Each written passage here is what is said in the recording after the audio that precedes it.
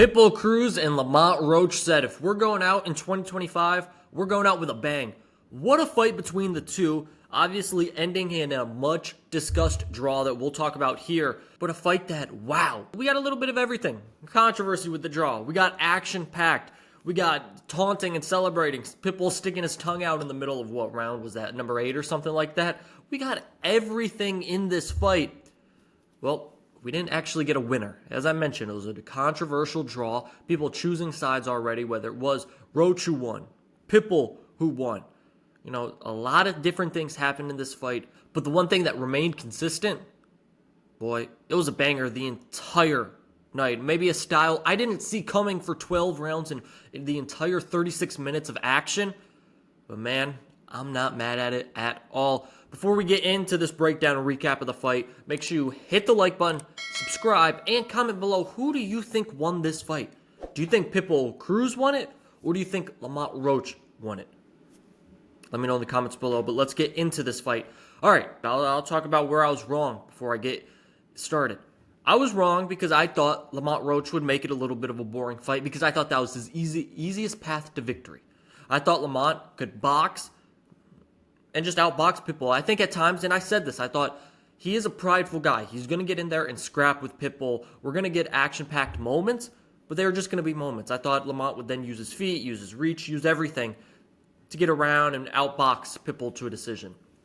Maybe it was a combination of Lamont saying, no, I'll trade with you, and 2, you can't just easily box Pitbull, right? Because Pitbull's game plan is, I'm going to come forward, and I'm going to try and knock your head off, which did change middle of the fight, we'll talk about here. But Lamont Roach, from the very jump, okay, let's exchange it out in an arena that was filled with 75 to 80% of Pitbull fans, and every exchange, it just felt, and I was in the arena on Saturday, that man, Pitbull's winning. Maybe he wasn't, just the fans were going crazy. The atmosphere in there was insane. So for Lamont Roach, you're saying, okay, let's trade. And I mentioned Pitbull doesn't have the same power at 40, and even the knockdown. The knockdown came, and Lamont was off balance. Glove touched the canvas. Probably good that the ref immediately jumped on it because Lamont was against the ropes. Pitbull was coming in for the kill. Refs separated him. Okay, Lamont's like, flash knockdown, whatever. Lamont did get hit with some nice, clean shots afterwards, and it's like, oh, is he going to survive this round? He does, and then they continue.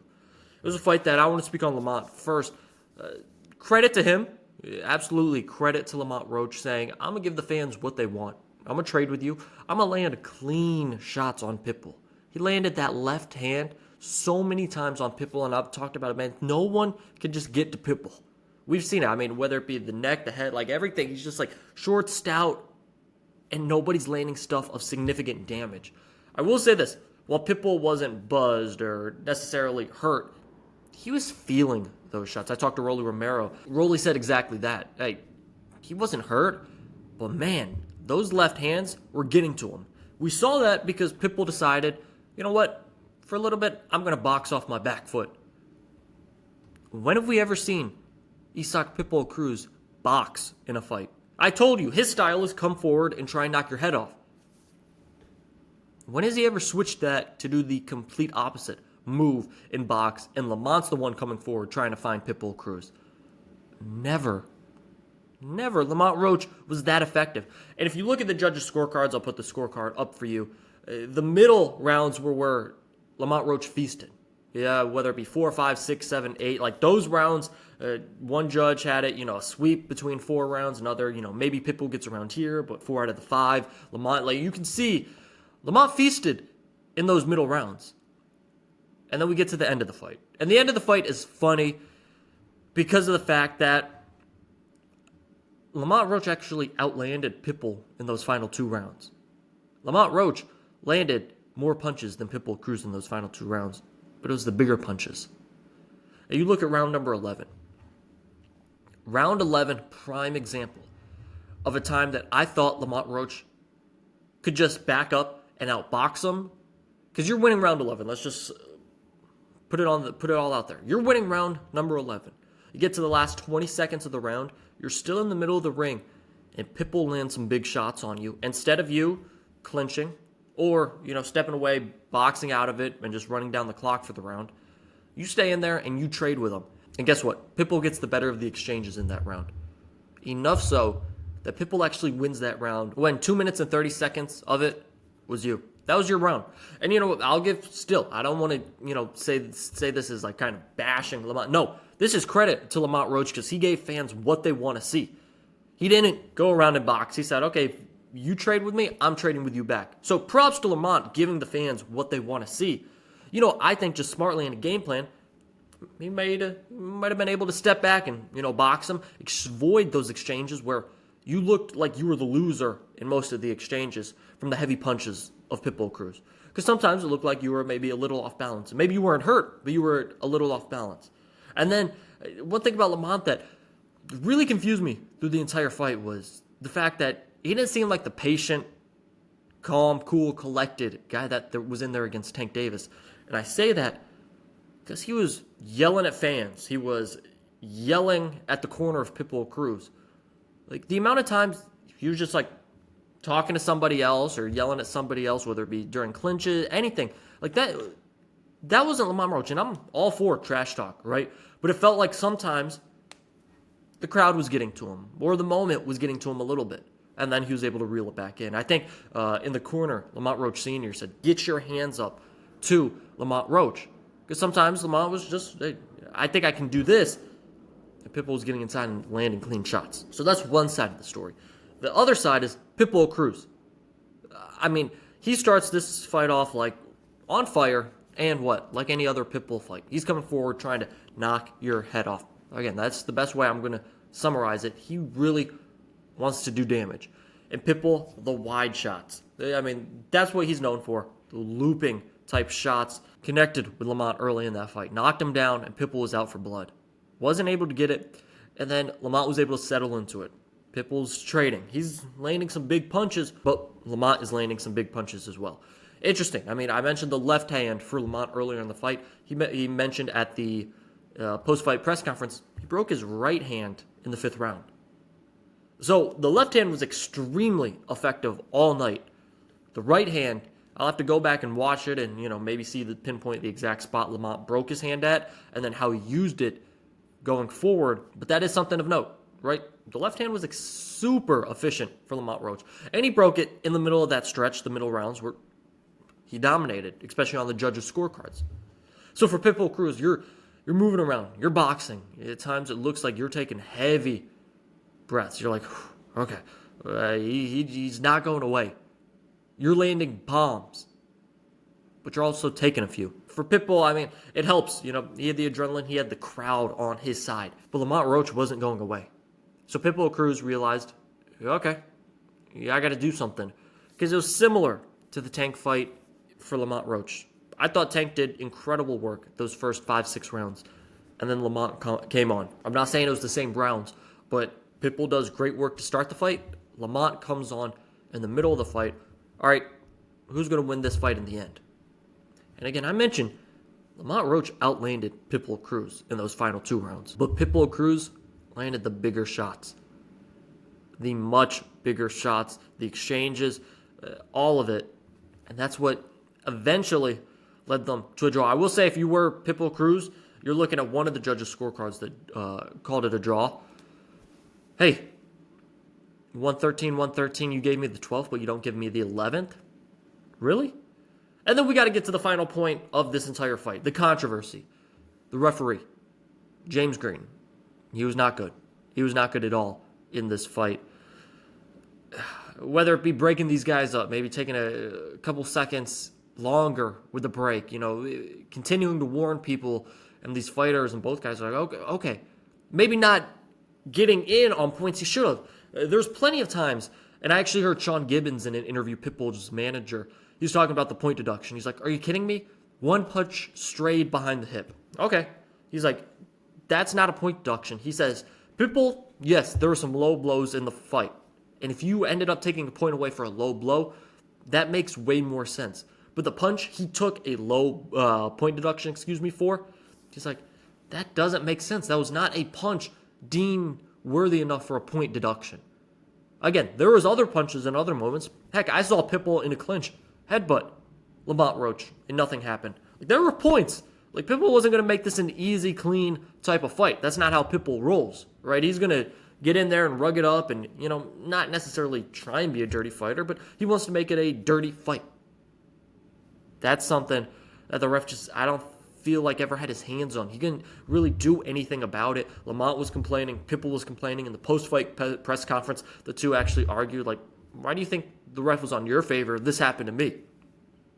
All these different things happened. And I just don't think James Green was able to get control. And then when he did, I thought the question of taking a point away from Pitbull Cruz was very, just not at that moment, not for that punch. I don't think that was the right call. And so for a lot of people now, they say, well, that wasn't a right point deduction. Pitbull wins the fight. Hey, you can say a lot of things. Obviously for Lamont, if the knockdown, the knee was taken away from him against Tank, it would have been his win, right? But what happened is they go and it's a majority draw. Let's talk about the after effects and the aftermath of it all. So, it's a majority draw. For as great of a 2025 Lamont Roach has had, and obviously his bank account is saying, yeah, you had a great 2025, and his stock is skyrocketed. He's winless in 2025. He didn't win a single scorecard in 2025. 4 judges, and this is including, the 3 from the Tank fight and the 3 in the Pitbull fight. 4 judges saw his 2 fights as a draw. 2 judges, one saw it in favor of Tank, and one saw it in favor of Pitbull. Lamont Roach has not been able to catch a break. Believe it, I'm not saying this because, this isn't Lamont, got screwed. No, I'm just saying, just casually. Boy, Lamont Roach was not able to catch a break this year. So what's next? What's next for both guys? Obviously, both guys, the stock has risen. There's sometimes where there's a draw and both guys, or one guy in particular, looks bad, right? It's like, heck, even the Tank fight. A lot of people said, against Lamont Roach, Tank looked bad, Roach looked great, so the stock goes up. Both of these guys looked incredible. The stock is going up for him. Lamont repeatedly said if he doesn't get champions at 40, he'll go back to 35. Pitbull Cruz seems like he's at 40. We know what's the money fight for both of them. Both of them are rematch against Tank Davis. Pitbull, for a while, it looked like that rematch was shelved. People were calling for it immediately after the fight, and then after a bad performance and then a loss, it was like, okay, Pitbull rematch, whatever. Now, the rematch against Tank Davis, and Tank Davis put on Twitter, okay, I can get back to him, right? Tank Davis was going off on Twitter about the fight, and he said he'll fight either one of them. For Lamont Roach, obviously, the Tank rematch fight was supposed to happen in August. I don't know if a rematch between these guys will happen again. Next, at least. Because you got to think, this was a war. This is a war where both guys' stock rised, right? Both of these guys are going to get another big payday next. Do they just say run it back? As a fan and as the public, absolutely I want to see them run it back. But for the fighters, doesn't make sense. Right, Lamont Roach, you can get a big fight. Maybe a Shakur Stevenson fight at 35 if he beats Teofimo Lopez. For Pitbull Cruz, go after the champions. Maybe he wants the winner of T over Shakur if they stay at 40.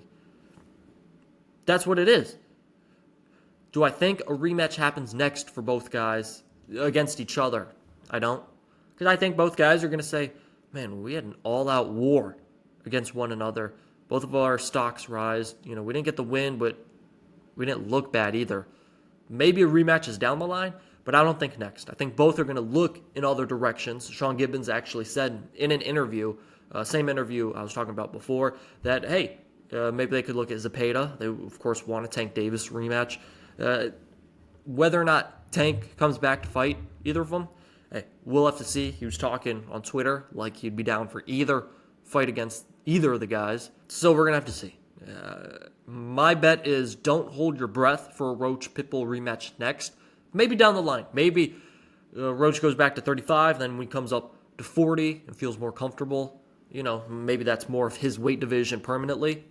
Maybe we see a rematch then, but I don't think next. I think both fighters are going to get pretty significant fights, though, in their next fight. Either way, it was a great night. Personally, do I think, and this was just me watching the arena, and I didn't score it first go around. I still have to watch a replay.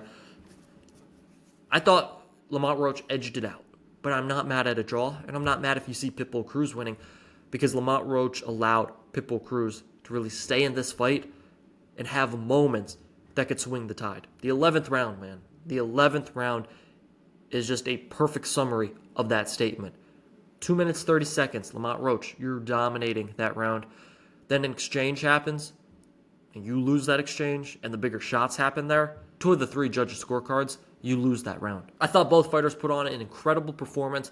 It was incredible in San Antonio for that fight. PBC, great card. Oshaki Foster, excellent performance. Frank Martin back at 140. That's another name at 140. We'll talk about that more later on in a separate video. An incredible night that ended with a draw. And Lamont Roach, second consecutive fight with a draw. Pitbull Cruz coming to a draw. We'll see what's next. Again, let me know who you think won the fight in the comments below. What do you think is next for each fighter? Let me know in the comments below. Like this video and subscribe. Hey, that's all I got for you. Peace. I'm out.